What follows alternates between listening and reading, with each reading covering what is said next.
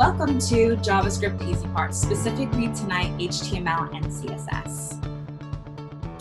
So before we even dive in, I kind of just want to give you some context on what we're going to be talking about tonight. My question is going to be, what are the things that make up a modern web page? And to answer that, I'm going to tell you HTML, CSS, and JavaScript. So a little bit more technical because vocabulary is important. HTML is hypertext markup language. CSS would be cascading styling sheets, and JS we're referring to as JavaScript. So if I can kind of give you an analogy, or first let me explain it. HTML essentially would be our bones. Oh, I'm sorry, all of the hiccups. This is essentially how we begin to structure our web application. So I have some text that I want to turn to a web app. Let's say I have a header, okay, I might use an H1, I have a paragraph, okay. I want to create a way to insert some kind of form that someone can use to fill out some information, okay. I want to place a button. All of these things that I'm doing, the structure that I'm creating, that is our HTML. Then we have CSS, our cascading styling sheets. So this would essentially be our skin. This is how we make things look pretty. If I wanted to position these several paragraphs that exist on this page so that they are kind of aligned more so in a grid format, that's my CSS. If I wanted to make that header blue, make that button pink, that's our CSS. And JavaScript, those are our muscles. Okay, this is essentially how we're able to interact with this page. This gives us that interactivity, that dynamic effect. So let's say I wanted to say, when I click that button, I want the page to, I don't know, shake a little bit. Me creating that or interacting with that page, creating that dynamic effect, that's our JavaScript. Okay. So what happens, again, some more context, when I make a request for a page. So what does that mean? Let's say we're on our browser. Let's say I type in www.google.com. What's going to happen? Well, a couple of things are going to happen under the hood. First of all, I need to figure out where to get that page from. That web page is going to exist on one of Google's computers. We call another computer the computer that we're interacting with or making a request to a server. So my computer is going to make a request to Google's server, and I'm asking for that google.com or that web page that we see when we go to google.com. I communicate with that other computer, with the server, through a set of rules that we refer to as HTTP. Not very important, but just so you know. So when that server or Google server gets my request, they're going to send me back some information in the form of HTML, CSS, and JavaScript. When my computer gets it back, it kind of knows what to do with it. It's able to parse it and then display it as you see on your computer screen. But just so you know, all three of these languages, all three of these kind of documents that we're going to be using in conjunction, they're important for interacting with the web application the way that we do every day. All right, so now that you have context. So let's start with HTML.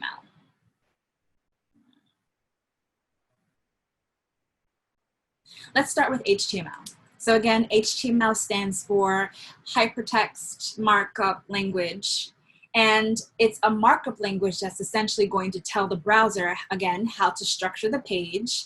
And it serves as the building block of web pages. So, sorry, all the hiccups tonight. What is, I keep saying markup language, hypertext markup language. This is a markup language. A markup language is just a computer language where we use tags to define parts of the document, and it contains a lot of standard words. Okay. Markup language is a computer language that uses tags to define parts of the document and contains standard words. We're going to get into tags in a moment, but just know that is what markup language is. And that'll make a little bit more sense in a second. So again, we use HTML to display the contents of our web page, such as the text, the images, and other informational pieces. It helps us communicate the structure that we want on our page. Okay. So let's get into the anatomy of an HTML element. So I said that markup language uses tags in order to help us structure the information that we want to view on our web app. So let's break that down. Here I have an HTML element. The first part of this element is called an opening tag. The last part of this HTML element is called a closing tag. Okay, so a tag is essentially a reference, or sorry, a tag is essentially, let's call it a keyword associated with some special symbols that allow us to kind of give the computer some direction or some instruction to say, hey, this is what I want this to be. And we'll get a little bit more into some other tags. But again, this is just the anatomy of how you create each HTML element. So we have the opening tag, we have the closing tag, and within or between those two, we have our content. In this instance, hello world. So again, anatomy of an HTML tag. Let's get a little bit more into the weeds on this one. Let's look at the very first line. So this area right here is called our DTD, our doc type. And essentially what this is doing is it's letting the computer know that whatever is going to be following is going to be an HTML document. It's an important tag, and it has to be on every single HTML document that you create. So the DTD is essentially going to be followed by some other, I'm going to call it a keyword. And this keyword lets us know the version of the HTML that we're going to be using. The most current version of HTML is called HTML5, and that's just important to know because depending on the version that you use, you'll have more or less access to different kinds of tags or different kinds of behaviors associated with those tags. Think of it as using the most recent version on your computer. The more recent, the more kind of like features that you have access to. So again, the first part is the DTD, lets us know this is an HTML document and this is the version of that HTML document. Next, we have the HTML tag. So this is the root of our document. So now if we kind of like think back to the anatomy of an HTML element, we have an opening, the content, and the closing. Here, we have our opening HTML tag, our closing HTML tag, and whatever exists in between would be considered, in this case, the content. Every HTML document has to consist of the HTML tag. Within that HTML tag, we have two things. We have the head tag and we have the body tag. So the head tag is essentially going to contain all of the metadata. Metadata being data about data, all the information such as keywords, author names, the title. But the body tag is where all the important stuff goes. That's essentially going to be where we begin to start structuring our document. So the head tag contains, in this instance, the title and the metadata. The body tag is going to contain the paragraphs, the buttons, the headers, the images. Thumbs so far on HTML, head, and body tags. Thumbs. May I see all of the thumbs, please, please, please? Thank you, thank you. All right. So remember I said the body tag is the important piece that we're going to be focusing on because that's the structure of our document. So the body tag element, it represents the content of the HTML document, everything that's going to be presented to the user, okay? So in this instance, let's kind of like go over what we just talked about. We have the DTD that lets us know, hey, this is going to be an HTML document. We are specifying the version of HTML. It's followed by our HTML tags, which we have to use if we're creating an HTML document.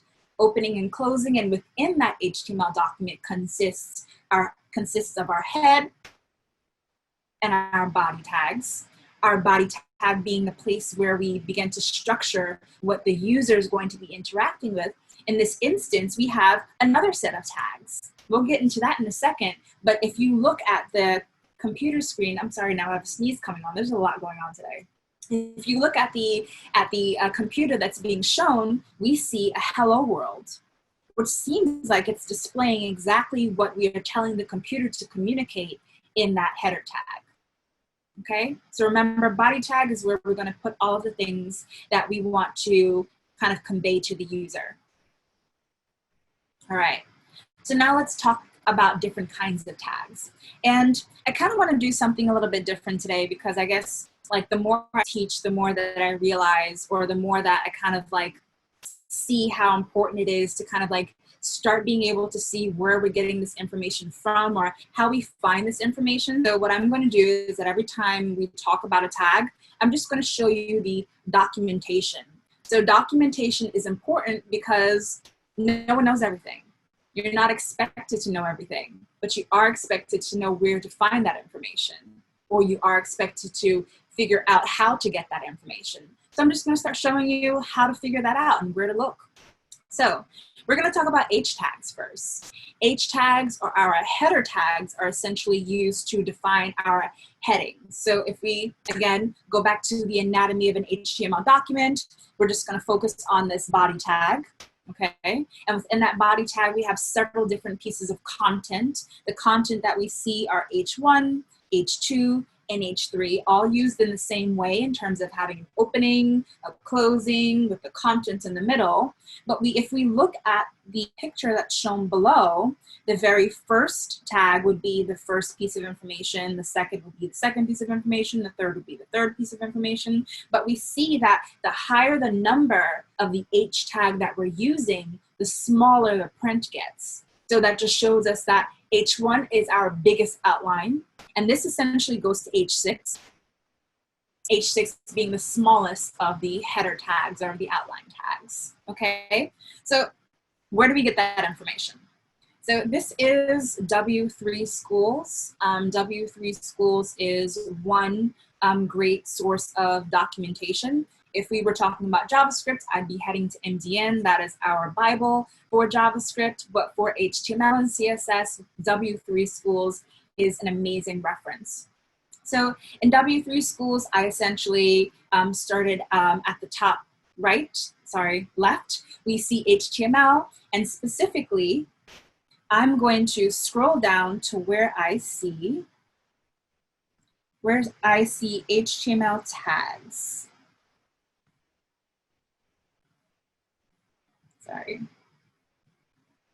Sorry. So they don't refer to it, there we go, HTML tags. So on the left, I can't get my left and my right today. On the left, we see HTML tags, and we just finished talking about header tags. So here are all of the tags that are available to us in HTML5.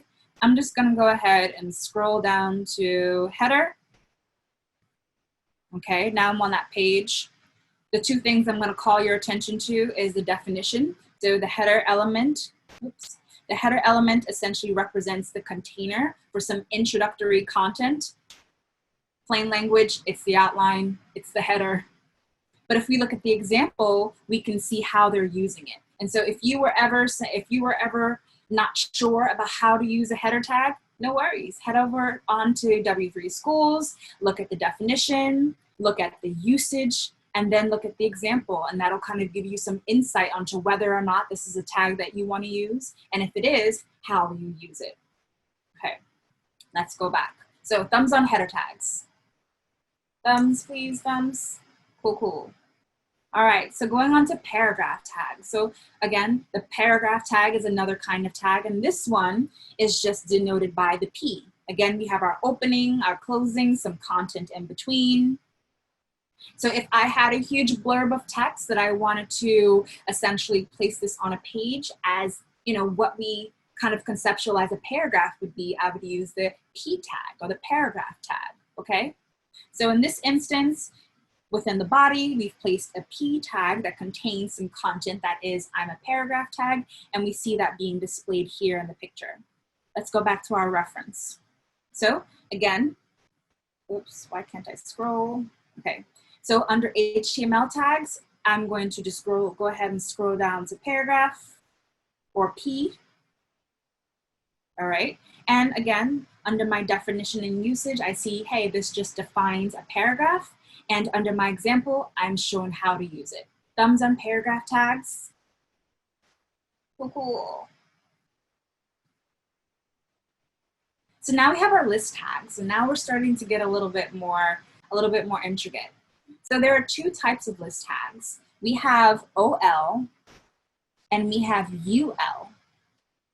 OL meaning ordered list, UL meaning unordered list. So let's talk about or think about this in a way that we kind of understand already. If you needed to create a list of grocery items, I would essentially create bullets, right? And then I'd put milk, that's not how you spell milk, eggs, bread. Because these are bullets, we would consider this an unordered list, okay? If I wanted to be more explicit in the way that I'm creating these different bullets in my list, and I wanted to use numbers, this would be considered an ordered list, okay?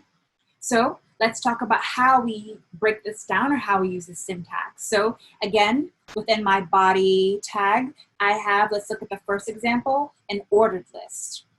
So I use my opening tag, my closing tag, and there's some content in between. The thing about using lists is that every time you want to place an element onto the list, you also have to use another HTML element. And that other HTML element that we're using is called an LI, or a list item. So each of these bullets would be considered an LI, okay? And the same thing goes for an unordered list.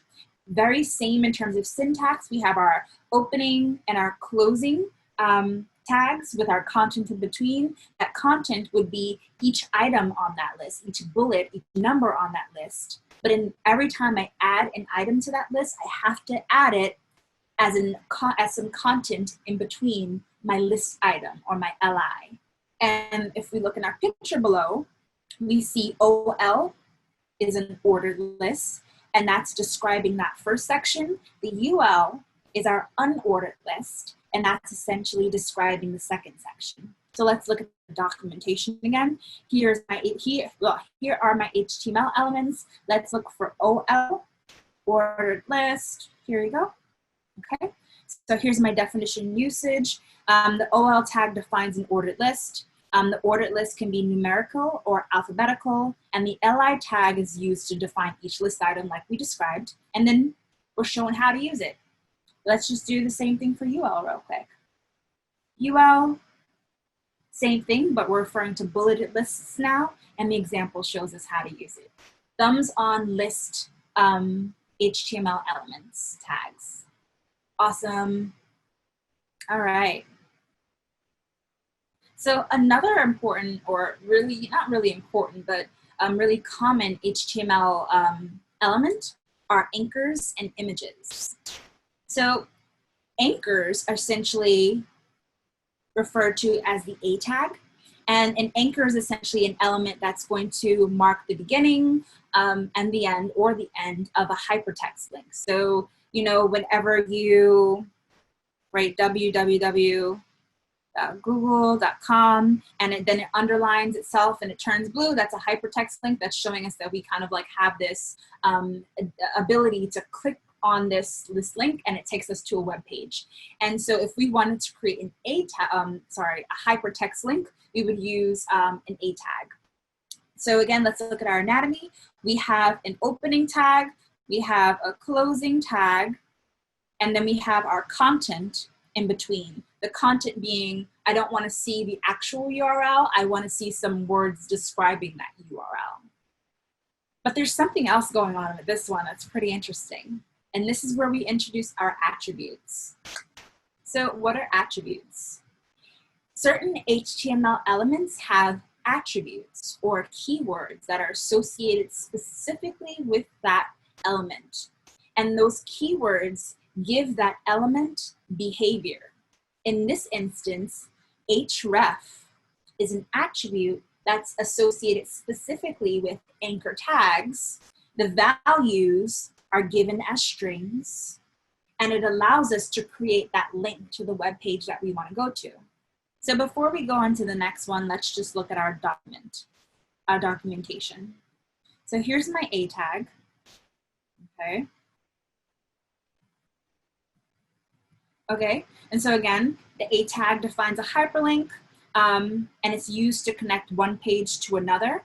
And here we have our attribute, I'm trying to underline, our attribute href, which has to be given a string, which is the URL that we want to go to. And so, oops. And so just to kind of like hit a couple of things home, I'm just going to click on HTML attributes. So I said that certain HTML elements have certain attributes that are specifically connected to them that give them behavior. So I'm just going to go look for href because we're talking about the hyperlink element or the hyperlink tag, and that is the specific attribute that's associated with the anchor tag. href. And so if we look at the definition, I'm not able to mark my page, but right now it's the third element down. We see the A tag first. So essentially we're saying if you're using the anchor element, the area HTML element, the base HTML element, or the link HTML element, you can use the href attribute. And what is it going to do on the right-hand side? It's going to specify the URL of the page that clicking on this HTML tag is going to link us to. Okay, so just again showing you where to find this information in the documentation, but let's go back to our HTML tags because we're going to keep it pushing to images. Why are you doing so much right now? Okay, so again, that's an anchor tag. It allows us to create those hyperlinks. And then we have images. So again, an image tag allows us to put an image on the page. We would essentially, and this one's used a little bit different in terms of syntax. So here we have our opening image tag, but we're kind of missing a closing image tag. So this is just something to keep in mind. Depending on the HTML element that you're going to be using, you might be closing that HTML a little bit differently. So if it's not working, it's worth checking out the documentation just to make sure that you're using the syntax the way that you should be. So before we look at the documentation here, the image tag also has its own attribute. Its attribute is src, or source. And the value of src is essentially going to be the destination of the image that we essentially want to go to and display. So in this instance, if I wanted to display a picture of a dog on google.com, I would probably right-click it, and then we have that menu that pops up, and then I'd probably copy the URL link, and then that value is what I place here, so that when I essentially go to my web application, now I'm able to see the picture of that dog. Okay, so let's look at the documentation for image tag. I've found here. Okay, and so here we just see the definition. The image tag is used to embed an image on the HTML element. And it also shows us that it has two required attributes, being src and alt, but we're just going to focus on src today. Alt essentially says, if I try to display the original source image and it's not available, then I'm going to display whatever is specified in alt. But we're just going to focus on source, which is the image that I want to see. And if we look at our example, we see, hey, this isn't using the closing tag in the way that we're used to. So again, whenever you use an HTML element, if it's new to you, it's definitely worth checking out the documentations just so you understand how we're supposed to be using this syntactically. Okay, so thumbs on anchor tags, which are our hyperlinks, and our image tag, which allows us to place an image on the page. Thumbs, cool, cool, cool. Oops. All right, last but not least, we have our div tag, and this one is super important. This is kind of the tag that we use to start structuring things on our page. So you can think of this as a container. Let's say that I have a page and I'm just creating a blueprint, right? So essentially when I create this page, I want to create it so that I'm sectioning off part of my page, and this is essentially going to be where I put all of maybe my navigation or my toolbar. Then I might have the main content of the page, which is in the middle, and then I might have the footer. So I'll say content, I'll say nav, and I'll say footer. It's a simple web app, but like, how do I kind of like section this off? How do I divide this into their own pieces of the page? We do that using divs. So using divs, I can use as many divs as I want. But when I use divs to wrap some other HTML elements, now I'm creating a container around those elements. So in this example, again, this is existing within the body. I have two pieces. I have one div, and within the opening and closing tag of that div, I have some content, that is a paragraph, and then I have a second section. This div, opening and closing, also has another paragraph. And if I look at my example, I see now that sections 1 and 2 are made their own. I'm able to style them differently. I'm able to structure them and do different things with them because they exist within their own worlds. They're in their own containers, okay? So before we go on from the div, I wanna just talk about another attribute. So remember I said that attributes are keywords that are specific to different HTML elements. So it depends on the HTML element that you're using. You might have a specific keyword for it, but there are some attributes that are universal. They're global. I can use them with whatever HTML element that I want. And one of those attributes is the style attribute. So literally you can create an HTML element and I can place an attribute on it called style and give it a value, and that's perfectly valid. Style is a global HTML attribute. So the value of this style attribute is essentially going to be our CSS.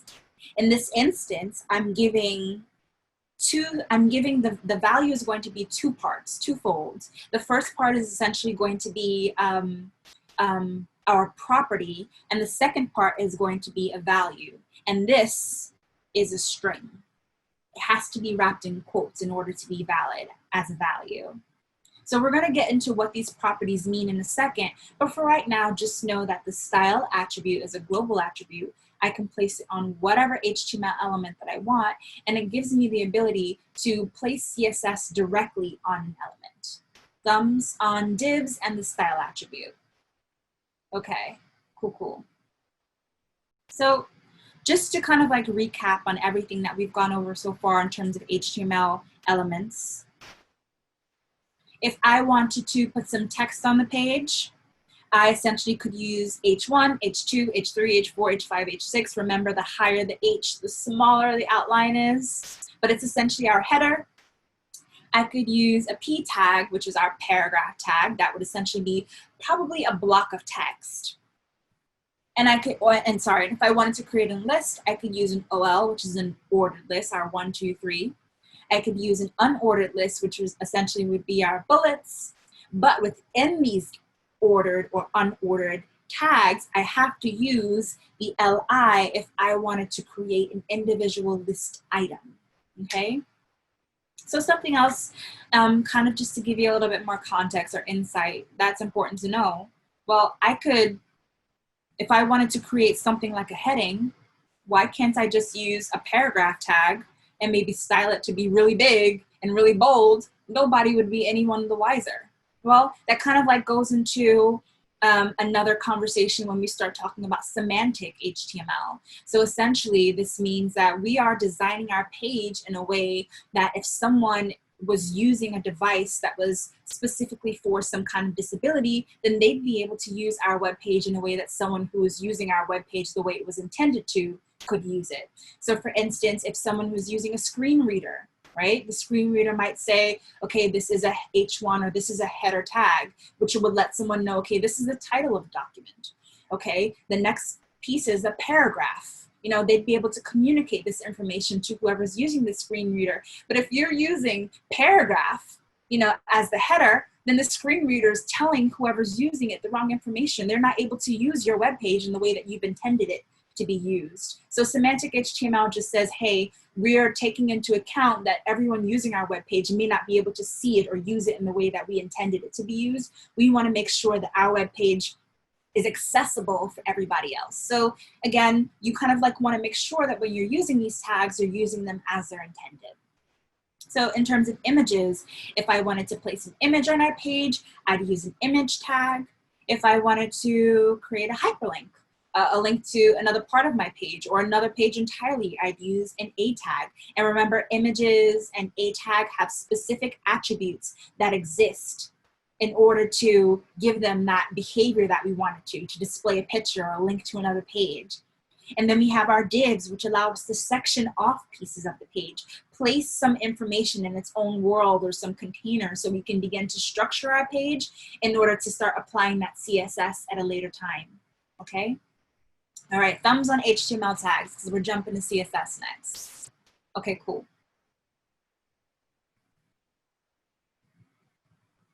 Okay, so CSS. How are we doing on time? We're doing awesome. All right, so CSS stands for Cascading Style Sheets, and this allows us to describe the presentation in terms of positioning, in terms of styling, so like color, height, size of the HTML document. So just like we went into the anatomy of an HTML element, let's go into the anatomy of blinking, why am I blinking while I'm talking, of a CSS rule, okay? So there are quite a few pieces to this. So the first part, this is called a selector. And we're gonna go over three of quite a few selectors today, the three most common, three most common selectors we're gonna go over today. And then we have the declaration. So a declaration is consisted of a property and a value. So in this instance, my property would be color. I'm trying to make this H1 change its color or be specific about its color. And we also have the value. So I'm trying to apply the blue to my H1 element. And if you wanted to create multiple declarations, if we wanted to do multiple things to this H1, each one of these declarations has to be separated by a semicolon, or really they have to end in a semicolon, okay? So in this next declaration, I'm saying I want the font size of this H1 to be 12 pixels. Okay, how does everyone feel about the anatomy of a CSS rule? Thumbs? Cool. So I said that we're going to talk about a couple of different selectors today. So the selectors that we're going to talk about are tags, IDs, and classes. So first, tags. I'm going to call your attention right here to the top right. So let's kind of like think about our HTML elements. We have a couple here. We have an H1, which means it's a header. It's probably the biggest thing on the page. Our opening, our closing that has its content, and its content is hello world, cool. Then we have a P tag, which is probably something a little bit smaller. And this essentially is holding the information goodbye world. And then we have another H1 tag, another big thing on the page that says hello world, and another P tag, probably something a little bit smaller. Codesmith is awesome. All right, so let's look at the example. So how do we apply our styling here? Well, enter our first tag, first selector, tags. So when we use tags as selector, we're saying, I want you to identify all of the P tags on this page, and I want you to apply this set of CSS rules to all of the P tags on this page. So the CSS rules that I'm applying here is font family and border, and the values are a string, which is Times New Roman, and 3 values for border, which is 1 pixel, the thickness, solid, the style, I believe the styles are like transparent or none, dotted, dashed, solid, and the color, red. So here we see that all of the paragraph tags on the page have now had these values assigned to them. So I said that I love looking at the documentation so we kind of like understand what's going on. So in W3 schools, I'm going to go to CSS. And I'm going to go to colors because we are trying to change colors on this P tag. Or let's go to borders rather. So on the left-hand side, I'm going to go to CSS borders. Okay.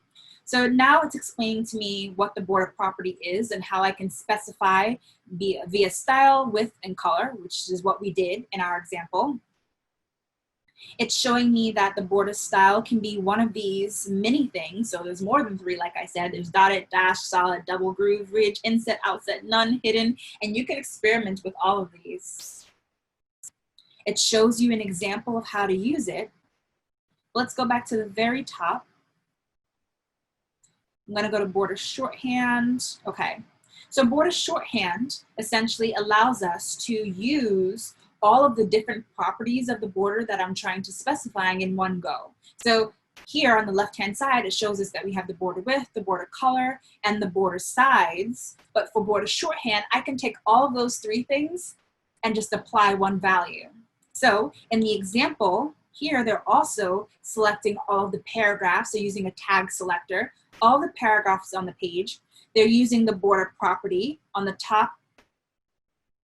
We see that they're using the border property, and the values essentially would be the width first, the style next, and the color last. And then the result is essentially what we're seeing there on the bottom. So that's kind of giving us some insight into how we're supposed to use that property. Font family is another property that we're trying to change. So I'm going to go to CSS fonts. Okay. All right. So it's showing us that we have different font families. Which one are we using?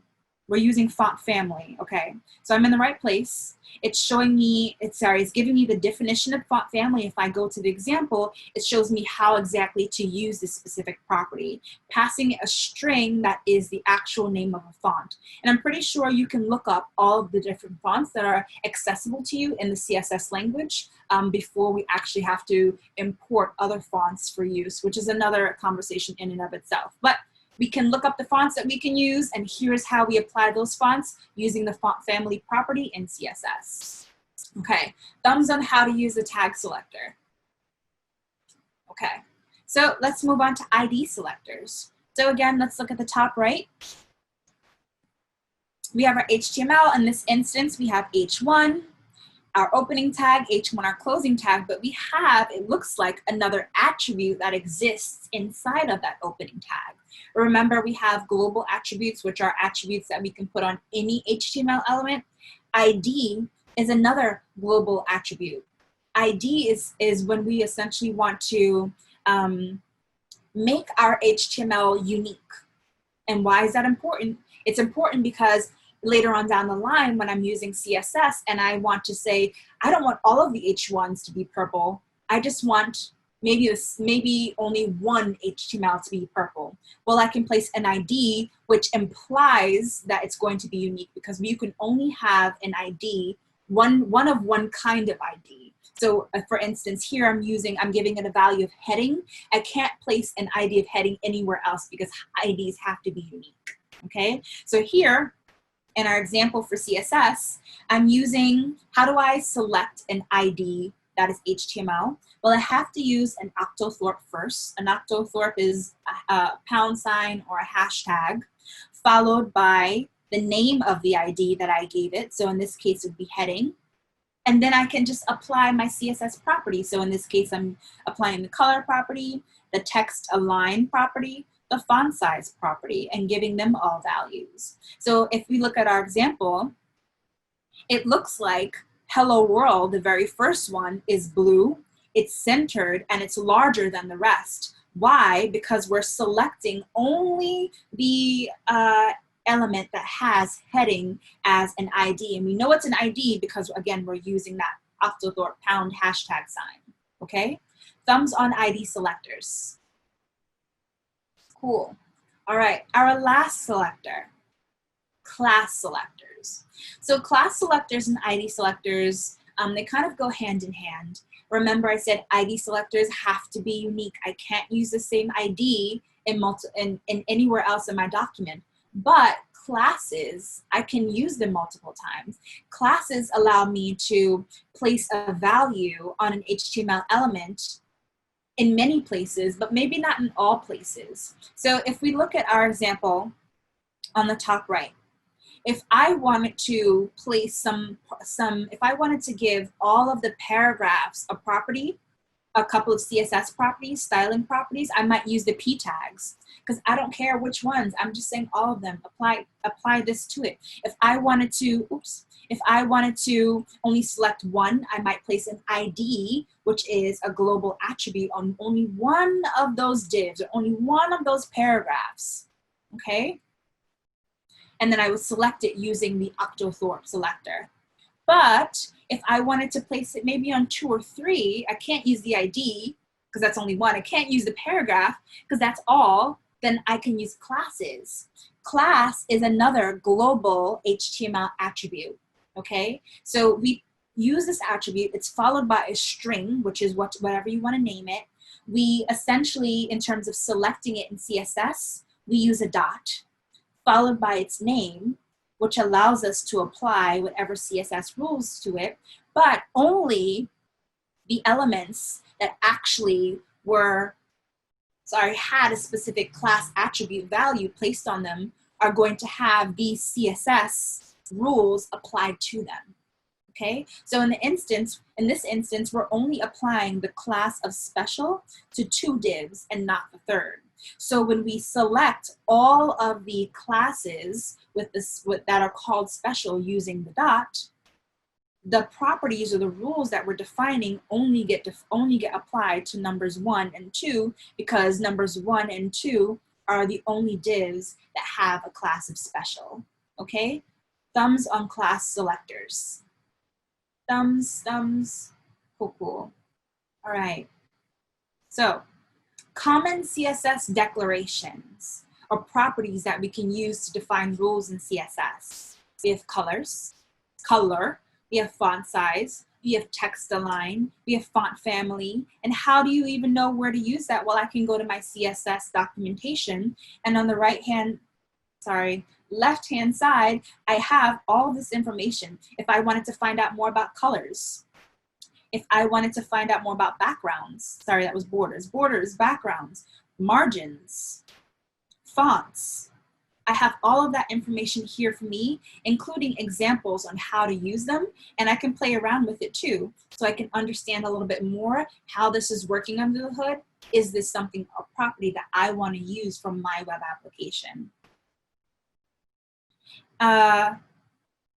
And when we want to format text elements, we essentially could apply CSS properties like border, width, height, margin padding. And again, you can refer to the documentation to understand how to use those specific CSS declarations or properties. Okay, so thumbs on first, tag selectors. Thumbs on ID selectors. Thumbs on class selectors. Okay, I'm gonna popcorn around the room. Miriam, if I wanted to select an ID whose name is special, how might I select, or how might I use that selector in CSS? What is the symbol that has to precede the name special? Hashtag. Awesome. And this is unique, yes? We cannot repeat. Exactly, we can only use it once. Yeah. Kelly, I have 3 paragraph tags, but I only place a class on 2 of them. In my CSS, I want to select only the classes that have a name of special. How do I select those classes, Kelly?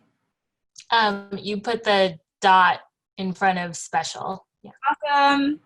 Jane, I have 10 H1s on my page. I want to select all 10. What selector should I use? Just use the tag H1. Awesome, awesome. Okay.